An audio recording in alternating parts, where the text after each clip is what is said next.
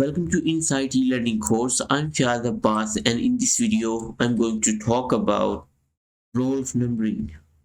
First of all, I'd like you to download word practice files and open the file numbering. And here we will talk about how to number a list. Talk about this pretty feature right here.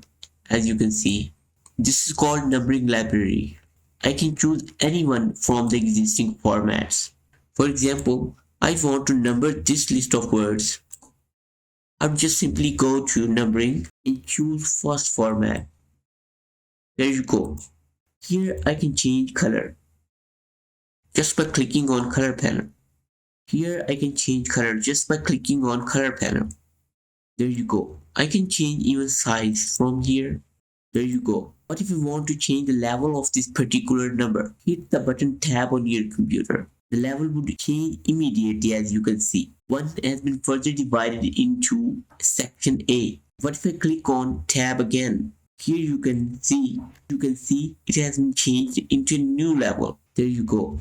Now the only button that we have left is the multi-level list button.